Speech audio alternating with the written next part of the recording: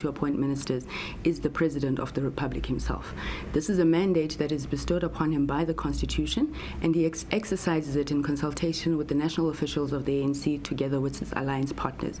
Now, anybody who seeks to offer any position in cabinet to any member of the ANC does this in their own private capacity. They don't have authority or mandate from the organization to do this.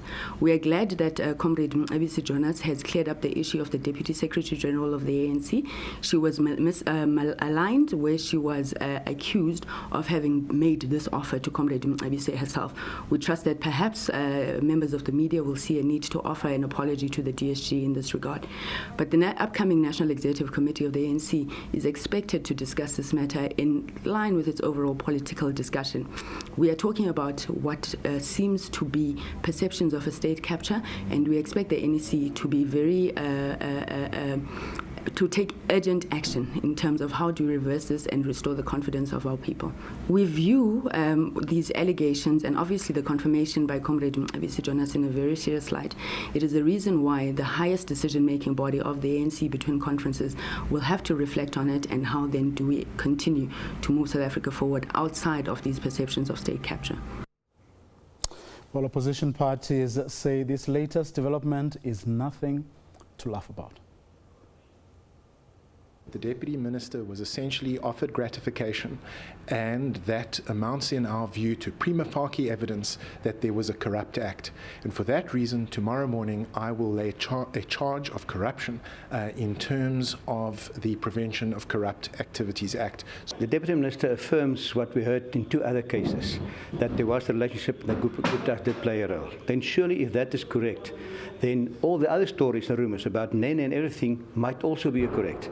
I really believe that we are at this stage of the situation where we need a judicial inquiry into the relationship between the President and the Guptas. It's that serious. And we support that a commission of inquiry, an immediate commission of inquiry should be put in place so that this matter can be thoroughly investigated, because we do not believe it is only the Guptas that may have had undue influence on what happens at an executive level, but there could be other players as well. This revelation shows that the present occupant is busy with treason, getting his friends from other countries, month after month, appointing members of cabinet of our nation when they have no right to do so.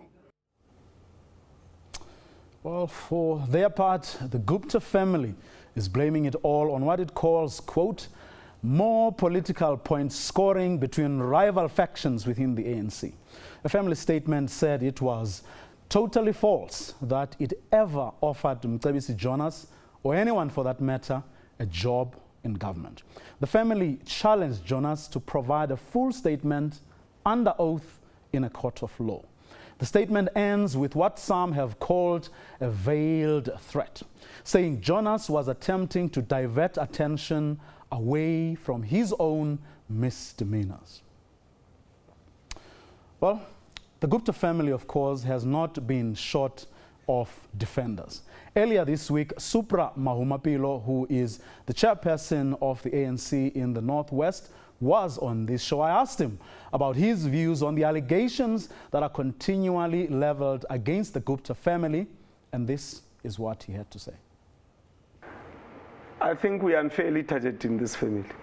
Unfairly we are targeted in this family. How many people are mining? How much percentage of the South African economy do they control? I don't know. I think less than 0.1%. But it's not things like landing at Waterkloof that rub people up the wrong way. You know, is it not all the reports we are seeing now of like jobs being offered that people have a problem with? It could well be, you may well be correct, but I'm saying those lingering perceptions which they don't seem to have made an effort to actually debunk if they are myths. But we must congratulate our government. If people land at Waterkloof in the manner in which people complain about the Gupta family, what did the government do?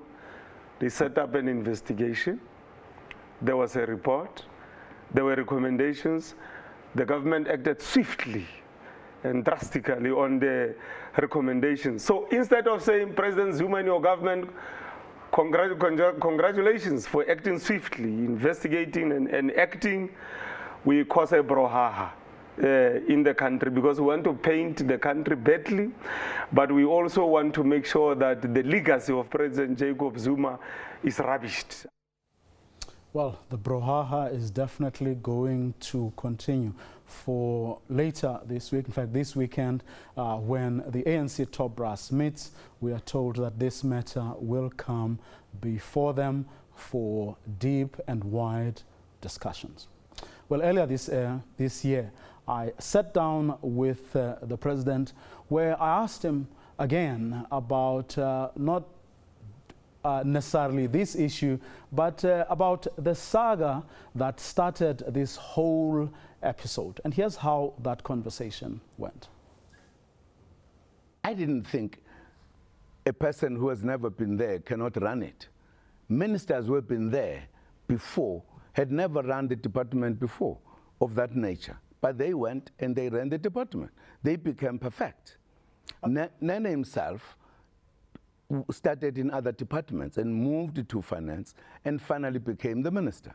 So I think there was an exaggeration. It was an exaggeration which was unfortunate that was taken. And in any case, I've never come across a period wherein people say the markets are happy. They're always unhappy markets. I think it differs in degrees. Really. I think one of the key issues, Mr. President, was that as a direct result of what happened, South African assets lost a great deal of value. Of course, it happens. Not the first time. the economic, what you call meltdown, a lot of capital was lost in South Africa. A lot of jobs were lost. The situations in the economy create particular situations which move either in this direction or in that direction. No one can say to us for the first time that we had this kind of a problem. I think, as I'm saying, there was overreaction. People did not even say, let us wait and see how this works. The man was going to be working with a very experienced deputy minister. Well, of course, this weekend, as I said earlier, the ANC will be discussing the issue of the Guptas, but also in the same week that we are told one of the big rating agencies will be in the country to examine whether indeed to have conversations with some of the key stakeholders, including the government, as to whether indeed their rating of South Africa was, as the president there was saying, an exaggeration of what is actually happening in our country. So this really being the story to watch this week as it continues to unfold with all the drama and some have said fast. Well, time now to take a quick ad break. When we return, we speak to various parties, various personalities, academics and activists who are involved in a week when South Africans have come together to look at criminalizing racism, among other things, and to say, where do we go from here as a nation, and how do we deal with this scourge? The public protector, Thuli Madonsela Siloatang, the CEO of the Nelson Mandela Foundation, are among my guests. So don't go away.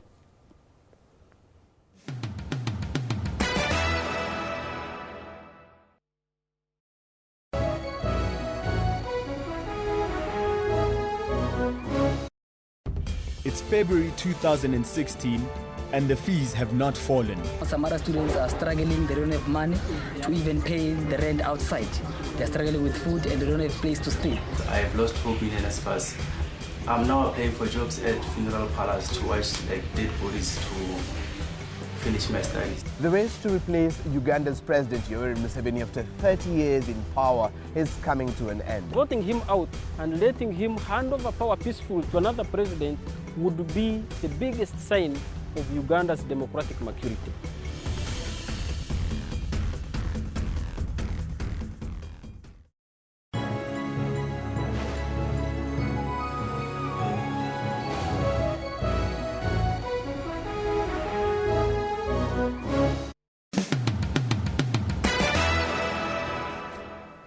Welcome back. You're watching On the Record. Now, for this part of the segment, we get into conversations with various parties that are involved in week-long efforts to try and have conversations, but also to discuss what can be done beyond this point to deal with the scourge of racism that has resurfaced given the events of the past couple of months. Well, my first guest is the CEO of the Nelson Mandela Foundation, Mr. Sello Atang. Thanks very much for joining us. Thank you for the opportunity.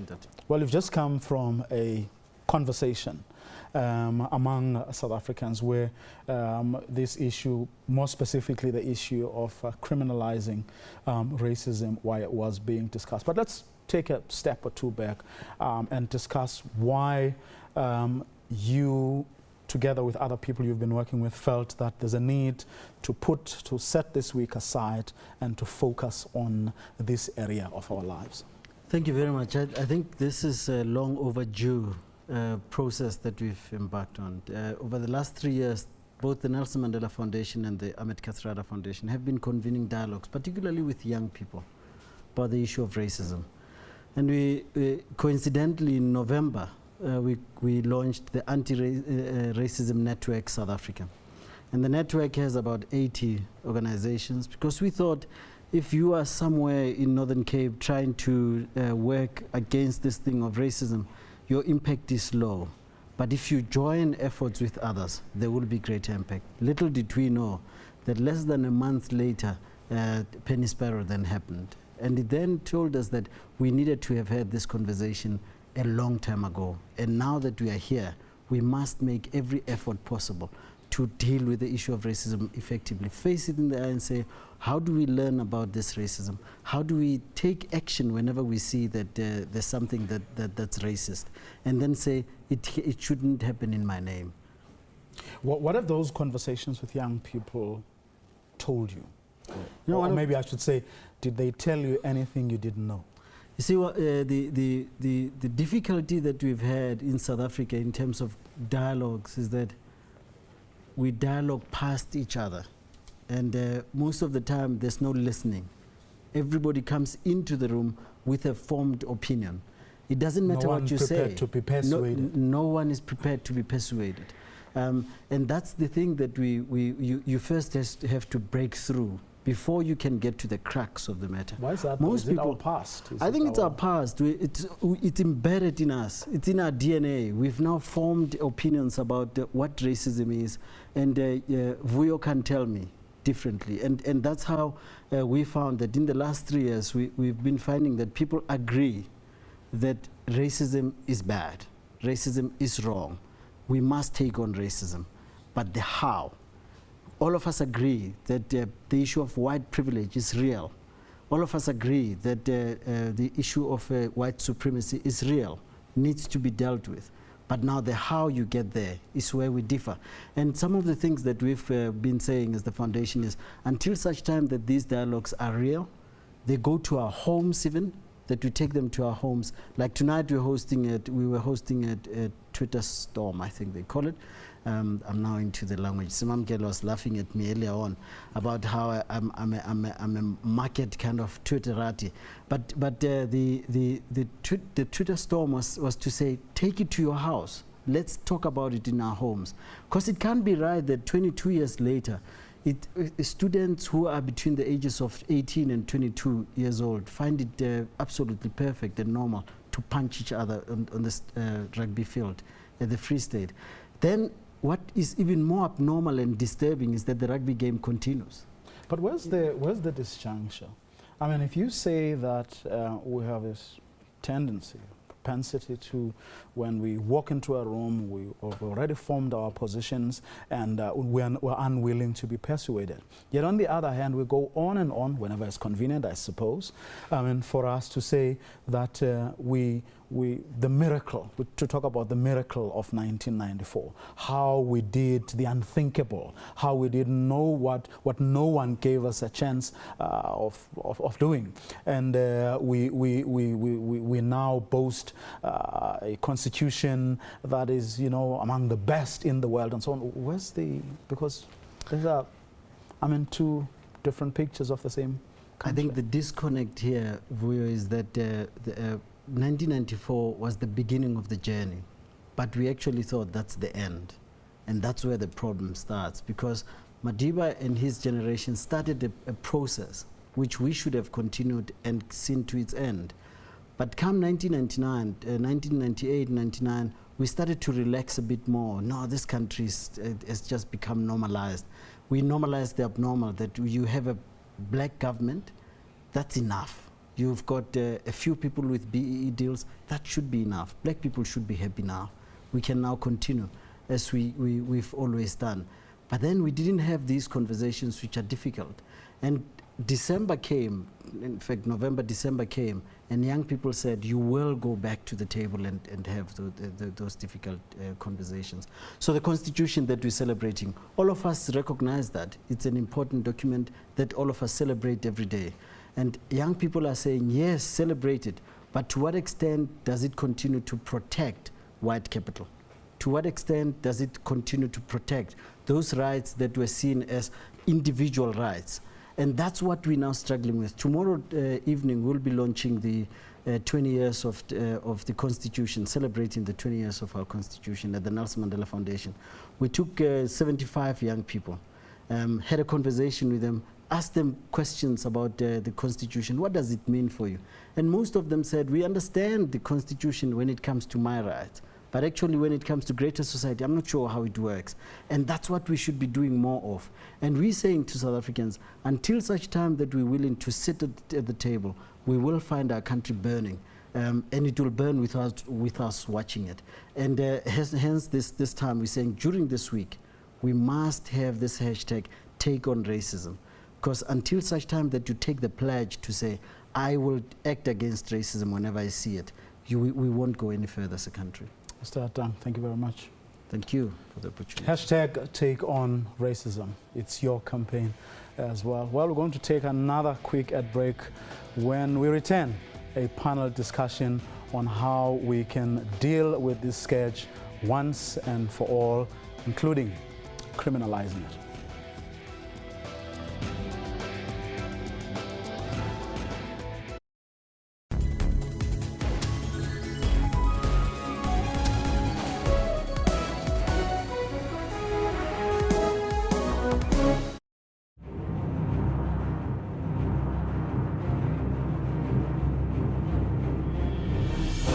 Preparing for victory requires intense effort and teamwork. When you get to it, there is no turning back, because all eyes are on you. When it's action time, nothing should stand in your way. Sports Live tackles and analyzes all the sport action. This is the home of all your sport news, updates, and more. Sports Live weekdays at 8:30 p.m. It's February 2016 and the fees have not fallen. Some other students are struggling, they don't have money to even pay the rent outside.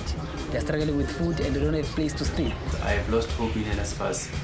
I'm now applying for jobs at funeral parlors to watch dead bodies to finish my studies. The race to replace Uganda's President Yoweri Museveni after 30 years in power is coming to an end. Voting him out and letting him hand over power peacefully to another president would be the biggest sign of Uganda's democratic maturity.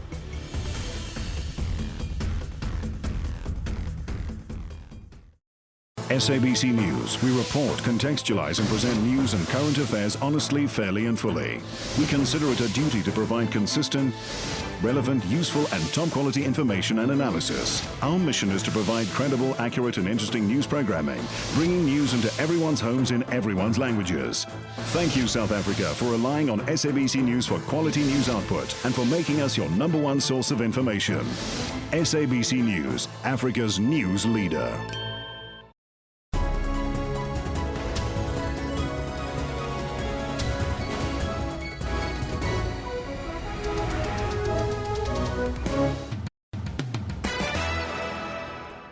Welcome back. You're watching On the Record. And up for discussion right now is the issue of racism, and more specifically, how do we deal with this scourge, and how do we make sure that those that are responsible for it, the criminals that are responsible for it, are dealt with once, well, hopefully once and for all. And joining me here in the studio is Tuli Madonzela. Advocate, welcome and thanks very much for joining us. Smamgele Lagavu is an activist in this area, as well as Mamadou Jallo, and all three of them coming straight from a panel discussion on the very same issue. Maybe for the benefit of our viewers, why did you, together with that crowd that you were with in Parktown just now, feel there was a need to get together and actually try and come up with something that will help this nation go forward on this issue? Thank you for this opportunity, firstly. It's part of Human Rights Month, and there's been a decision to make Human Rights Month focus on racism, which incidentally used to be the case in the UN when the 21st of March was declared a day against racism.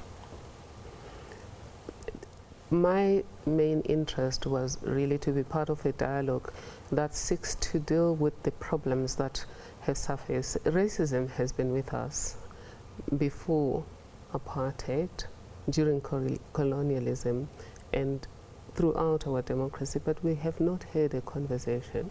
What has happened then is people, out of anger, have started having conversations, but as the previous speaker was saying, speaking past each other, but with also a lot of anger that can potentially lead to violence. And having platforms such as we had today, where we dialogue on what is the problem, how does it manifest itself, will legislation cure it, what about the legislation that is already there, how do we move forward?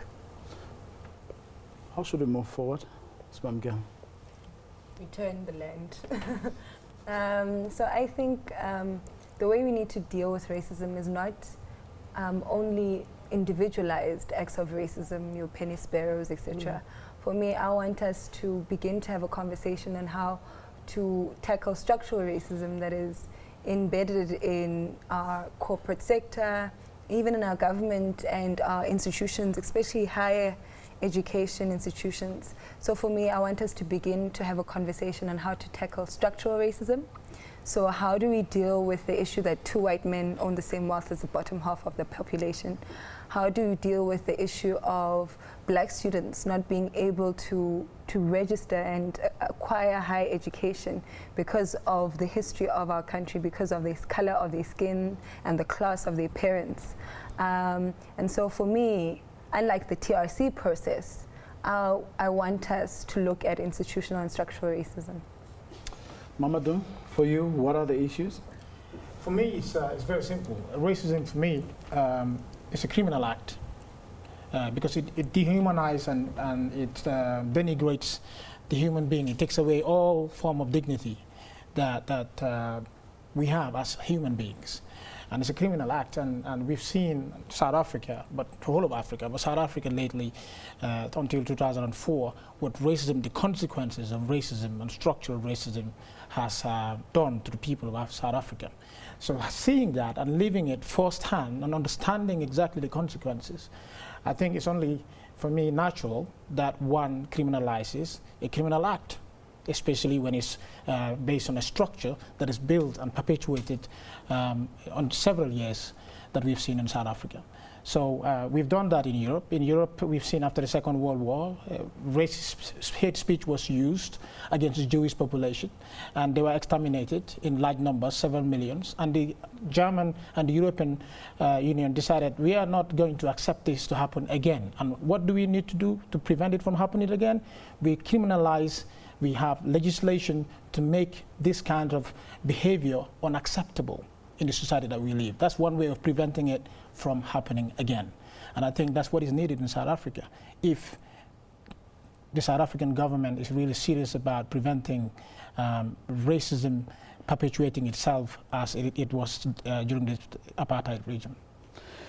Advocate, I would imagine that when you began your conversation, you would have started by taking a step or two back and say, where did we go wrong, or where did we drop the ball, or what did we not do? Certainly. I think the starting point was looking at existing legislation. I think Professor Kathy Albertine mentioned the fact that we have the promotion of equality, and prevention of unfair discrimination, which already regulates racism, and it makes it an offense, but not a criminal offense, a civil offense. Not much has been done in terms of getting people to know about it, or to help people to vindicate their rights that have been violated. So she mentioned that. The second thing from my side that we also mentioned is that we do have the Promotion of Equality Act, which has Chapter 5. And Chapter 5 is yet to be implemented about 15 years. This is exactly 16 years since it was passed.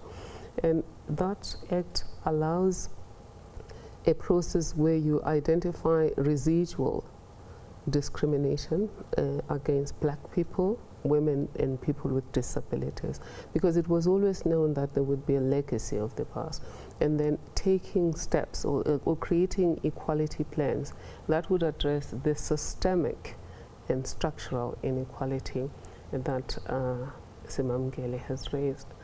However, I just do want to place one thing on the table, is that during our discussion, we understood that we often confuse racism with racist hate speech.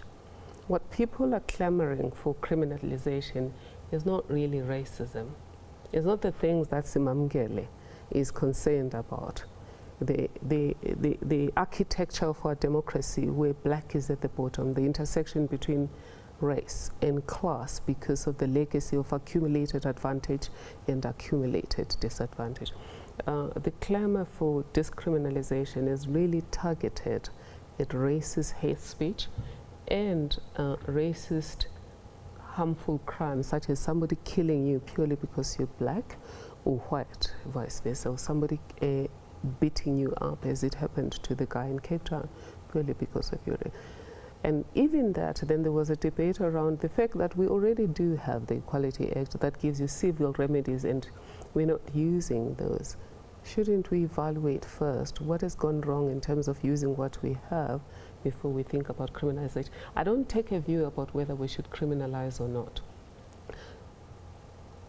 I'm just putting on the table the discussion that was placed on the table around if you criminalize racism, as they criminalize Nazism, does it end or it just goes underground? But it continues to exist because people believing that the one group is superior simply because of color and the other group is inferior simply because of color do not always express that by insulting someone. They express their racism through what we say are unarticulated premises. The way I would talk about you in the newspaper, I won't say anything about your race, but the assumptions I'm going to make about you will be expressed there. Who I choose to believe when I deal with people would have some racist connotations. Who I presume to be meritorious up front until they prove themselves otherwise, and who I presume to be incompetent until they prove themselves otherwise, has something to do with unarticulated racial premises, and that you cannot criminalize. Well, before we get to Simamgele's on the issues that she was raising, but I wanted to answer that question of, given the instruments that we have at our disposal, what have we not done? That which presumably would have taken us maybe a step or two forward. Because this is often we are hearing this cry of non-implementation of the things that we have. The other day we had Judge Albie Sachs talking about the land question, which is an issue you felt particularly strongly, about saying everything we need to use is in the Constitution. What we haven't done is actually implement the Constitution. Instead of criticizing the Constitution or slamming it, we should be using it first, and then, only then, will we be able to know whether, in fact, it is inadequate or not. So, from what we've got, the instruments at our disposal, what have we not done? A lot. And I would invite the social justice movement, which is being led by young people, to interrogate both what we inherited and what we did, which is exactly what we're saying, and say, with the little that we heard, what have we done? 15 years into democracy, the Equality Act remains unimplemented. The Equality Act, Chapter 5, was created with the understanding that we still had to achieve equality. If you look at Section 1 of the Constitution, the value of equality is not expressed as the value of equality. It says the achievement of equality, because it was understood that with the accumulated disadvantages because of the legacy of institutionalized discrimination on the ground of race, gender, and disability, you would continue to have blacks at the bottom, and if you black women and disabled being even at the bigger bottom. So that's the Equality Act.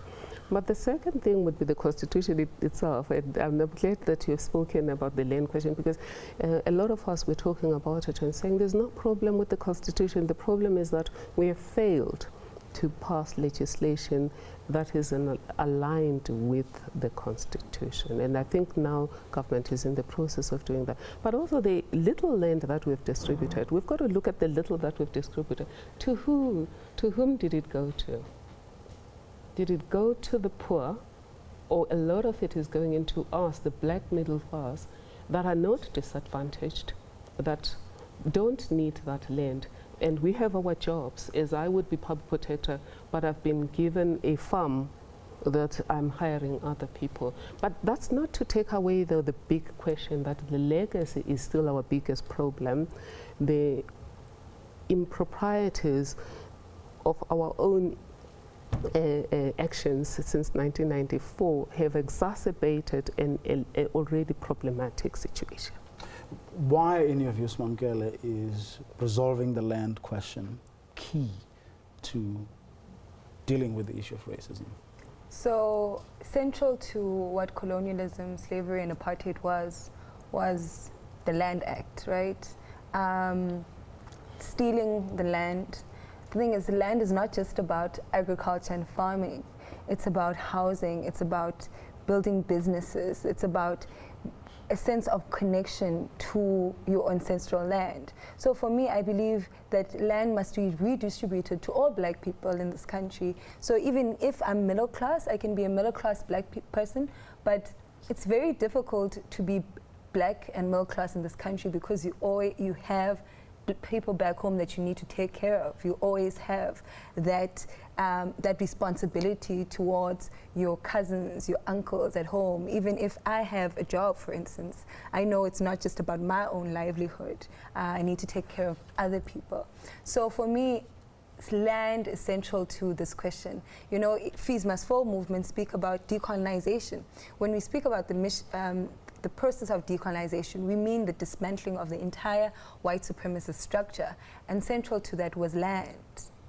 Well, it's interesting because, for example, I don't know what your view is on resolving the issue and whether, in fact, what we have is adequate or not. One of the interesting things that Judge Sachs said the other day was that the willing buyer, willing seller principle, which everyone is talking about now, depending on which side of this whole debate you are, everyone has an opinion as to whether it's what is responsible for what we haven't been able to do or not. But one of the interesting things he says is that it actually isn't a foundational principle. It isn't. You know, so no one should actually make that the excuse. Absolutely. You know, it's true for me, and that it's funny, I'm also producing a show on the 20 years of the Constitution, and I've been learning more about the Constitution and the clauses in the Constitution. For instance, what you just spoke about, that in fact we can take back the land, right? But for me, central to this is the political will. 22 years post-democracy, there hasn't been the political will to give back black people's land. And I don't know what pressures the government is facing through white capital, through white supremacy, whatever, but it's refusing to give black people their land back. And now it's also denounced the willing buyer, willing settler model. It says it's not sufficient. And I think that is because of the political pressure on the ground. Black people in the country are saying that we want to take back our land. Mamadou, are there areas that perhaps we haven't even touched or, on that, that you would say are also responsible for us not having been able to do what we could have done in the 22 years or so that we've been a democracy? I think it's the one of the issues that I mentioned earlier on in my previous debates is the fact that you have this legacy and apartheid ends and then you think everything is fixed. And you don't have this conversation, you know. And before I came to South Africa, I thought so. When I was invited to come here, I thought, okay, I'm going to learn a lot from this country because they managed to end apartheid, and that means that, you know, equality is in progress now. But when I came and I started speaking to people, I understand the conversation is just starting. I'm like, we've had this conversation in Europe for so many years ago, and you're just having it now? And one of the reasons, I think, is that why the conversation, especially now, is so intensive, and a lot of people are afraid. There's this fear. When I meet both white people and black people, and I hear them speak, I see white people that feel that, okay, we've been privileged, we have all this wealth that we accumulated, you know, all these resources and power that we accumulated unjustly. And now the system is changing, and what that means, what that can mean is that the people that have been underprivileged all this time want a redistribution, a fair redistribution of the wealth and the resources and the power. And for that to happen, that means that our power position has to disappear somehow, because we have to give up our position for others to be able to have their fair share. And that has never happened in history, because people in power never give up their power voluntarily. They fight, they do whatever necessary to protect their positions. And that's what we're seeing now. And in South Africa, you're going to be seeing that a lot, because people have been they have privilege as a norm for so long, and now that equality is coming in, they feel it's injustice. And they're going to say it brutally. They're going to say it because it's fear of losing power. I'm going to ask you to hold your thoughts right there. We're going to take another quick ad break. This conversation continues after this.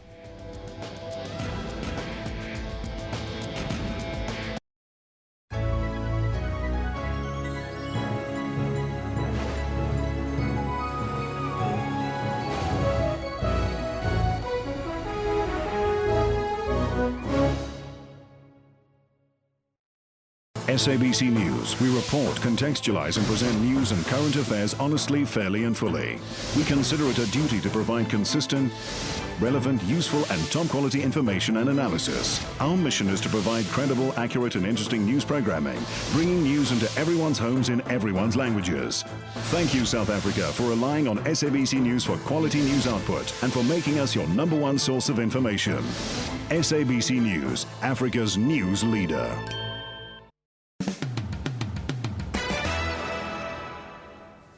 Welcome back. This is On the Record. We're coming to you live from the SABC's Auckland Park studios here in Johannesburg. And tonight we're talking about racism. Well, you were facilitating, Advocate Matonsa. You all listened to, hopefully you didn't talk past one another. I mean, you had the big picture in mind and your conversation had to go somewhere. At the end of it all, you agreed on what and said, how do we go forward? I'm saddened to say there wasn't any agreement, but there were some points of consensus around the architecture of white supremacy within our democracy cannot be dismantled through either criminalization or dialogue, because the problem is much deeper. It's really about different sets of privileges that are in the system. If it can be done through criminalization or dialogue, what does that leave us with? Then what? It leaves us with transformation program. I think earlier you asked, what haven't we done? And then the question would be, who's going to do what? Because the young one among us says, we want the land back.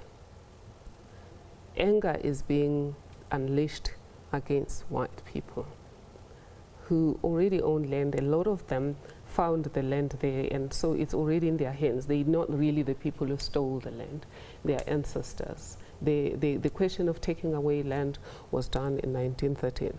So who has the power at the moment to undo the legacy? The state. And the state has the tools to do that through legislation. And it's only now that we're changing the law. However, using the law, willing buyer, willing seller system, we have started redistributing land. Coming from an institution that oversees how resources within the state are used, and that has to make sure that there's no impropriety. There is a problem when you are given food to dish out. In my culture, in Zulu Swazi, which is my culture, is when you are supposed to dish out food, you dish out for the people because you are placed in a position of trust. You dish out for the guests first. You don't eat the lion's share first, and then tell the others we have to find more food before you feed. So that's my concern around land redistribution. It's not that I'm saying the black middle class shouldn't get, but also you don't get if you give the kinds of properties that are being given at the moment to in the manner that they're given, you've got to ask yourself, how many South Africans do we have? Obviously the blacks are the majority, so it won't be enough land, even if we take most of it back from white people.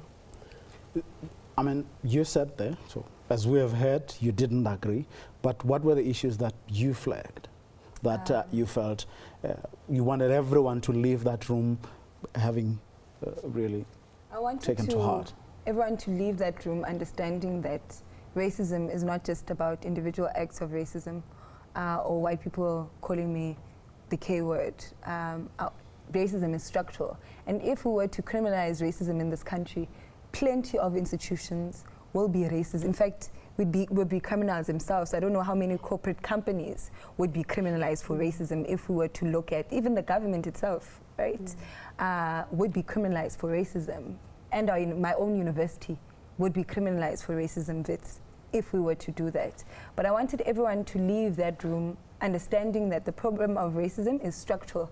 It's embedded in our entire society. So calling for the land back is one of the measures that the student movements want to happen. It's decolonization. So the uproot of the entire system that privileges white supremacy and protects it, and at the expense of black lives. So when we talk about decolonization, we mean culture. Books today, this week, Tando in KZN, the fiction writer, has decolonized the book festival. That's what we're talking about, where he's taking literature and books to black people in townships and having conversations about literature. That's the first. Culture, curriculum transformation. I remember in undergrad, I knew more about European history than the history of West Africa. And that's a legacy that we inherited from apartheid. South Africa was seen as an extension of Europe instead of an African state. And that is reflected in the things that we teach our young people in schools.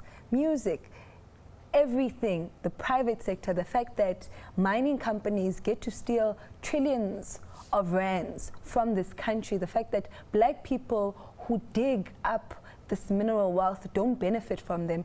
If you go, I visited Marikana so many times post the massacre, and if you see the dehumanizing living standards that those miners who work to take out so many minerals that make so many white people rich and black people, few as they are, are living in such inhumane ways. So when we're calling for decolonization, the entire system that makes black lives not matter must be uprooted. But who does what? In very real and practical terms. For example, like very simple examples, like Advocate Madonsela was saying, if you're given food, you know, you dish out to the people you're meant to, because to give, because you've been put in a position of trust. So don't look after yourself. So what are the things to avoid, or what do we do from our respective little corners? So I spoke about the political will in the beginning. So for me, the state, obviously we've entrusted the state. The state has certain powers to make certain decisions on behalf of us. We vote for the state, we choose these people, right? And so for me, political will is central, right? Because there are certain things that I don't have the power to do as an individual citizen.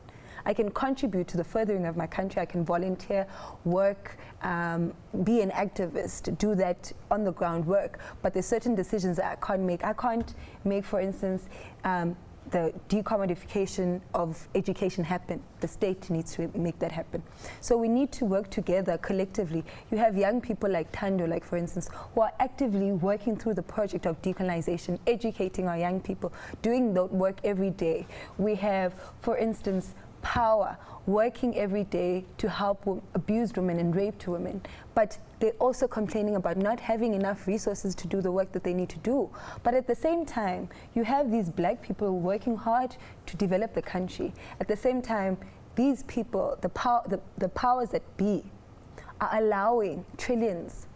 For instance, I used to work for Oxfam, and in 2012, they highlighted that over $200 billion left the South African economy through tax evasion and illicit financial outflows. That money could have been enough to build a clinic in every village, they said, in the country. So small, it's not even small. So little decisions like that, they are entrusted to the state to help the conditions of black people, must be implemented. Well, Mamadou, I mean, there's a reason why we have a government, or we have a state, so that's why they have so many ministries that basically take responsibility for each and every sphere or aspect of our lives. But you constantly, and the state is in a very powerful position. You know, and we're talking here about all three arms of the state. But you always hear, especially politicians and bureaucrats, saying, "But government alone, you know, cannot do this." Yeah, I think there's some truth in that statement, that government alone cannot do it. Government is supposed to be a servant for the people, and the government has to always, in consultation with civil society and the people, you know, come up with decisions. That's the idea of democracy. But we also have to understand, from my point of view, racism is based on the structural racism, three principles. The first one is the production of knowledge that my sister's been talking about, decolonizing it. Now, you have to look at, since 2004 and now, it's not a long time, but you have to look at the history before that. It took centuries to produce a lot of knowledge about who black people are. And it is not black people that produce that knowledge, that a lot of people consume about who we are. And some of us hate ourselves. There are black people that hate themselves. They hate to be black. In literature that we read, black people are always portrayed in a negative light. And the products, people that have the access and the power to produce the knowledge that we consume, have extreme power. But that's just one aspect. And then you have the second aspect that we also talked about here, we talk about land, which is the material production, the people that own the wealth, the people that are employers. And you have the rest that work in the mines that, you know, live in a day-to-day. They get a monthly salary and then they use it and that's it. They have to work hard to be able to survive next month. Whereas the people on top that own the means of production are billionaires making a lot of money. And they own the lands and they own all the means of production. And then you have the third, which is the state. Now the state comes in here and it plays a very important role because the state is giving the mandate to be able to regulate this other two. The state can have regulations and through legislation and other means to regulate who controls the production of knowledge and who owns land and property and wealth. Now, if you have a state that is not that doesn't have the political will in order to be able to have this very difficult, make these difficult decisions and legislations that would change, because you have a huge gap. And if you are elected by the people, you are expected to have reforms that would narrow this gap and that would redistribute wealth and power. Now, if you are not able to do that, if you are unwilling to do that, that is a problem. Because what happens is that you maintain status quo because you want to satisfy everybody. Apart from will or lack of, what have other people done that which South Africa hasn't done? I think South Africa has done a lot. I think right now South Africa is in a crossroad, in a difficult position, because now you have all these emotions coming, you have all these feelings coming, you have people expressing their frustration, and you have people that are trying to protect their powers. That's this decision, two decisions. Where do we go? Do we use these emotions by creating more division amongst us, by creating racism and go back to apartheid, but this time around is black people using it against the white? Or do we say, you know what, we want to express our frustration and we want people to listen, because this is a legacy that we've gone through, our parents, our grandparents, we need to talk about it. And when we talk about it, we need you, those of you that have benefited through our backs, to understand what we're talking about before we can move forward. And in order to assure ourselves that we would not disappoint, that we would make sure that the struggle of our forefathers has not been in vain, that Nelson Mandela and all the others that died so that we can live and progress is not in vain, we need to find common ground. We need to be able to discuss what can we do so that regardless of what background you have, we'll have equal opportunities in order to be able to grow and progress to the best of our ability. Common ground is never wrong, because everybody wins. How do we avoid, Mamkele, unintended consequences? There's the anger, there's the history, there's the people who are supposed to be doing certain things but undoing those things. But how do we manage? We now have people called rating agencies and all that stuff who do things that allow us to do certain things or not to do certain things. Where should we meet? Where should we, or how do we ensure that in whatever we do, whether it's agitating for a revolution or for real and fundamental change, how do we avoid unintended consequences? For me, I'm against the policing of black pain and black rage. So I am happy that black people are angry, because black people deserve and must be angry. We can't be satisfied and smile about the fact that black people, 1 in 4 people go to bed hungry in this country. That's an Oxfam statistics. And if you look at the statistics, majority of those people are black people. So for me, that must make me angry. I can't smile and say I want peace for something that is affecting black people on a real way, at a real level. The fact that workers at WITS who that fight with us to find a decent wage, the fact that they get paid less than 3,000 a month, the fact that they have to get transport, they live in informal settlements, the fact that their kids can't even go to the university that they work for, must make me angry. And hopefully that anger will make me want to challenge the system. Last word, Advocate Matanza. I think what we learned tonight is that there is anger, but there is also fear. And the way forward is a way forward that Steve Biko said we are looking for, where we affirm the humanity of everyone, black people and white people. Nobody feels like they don't deserve to be in South Africa. But in so doing, though, we have to address the legacy, and government must be at the forefront of it.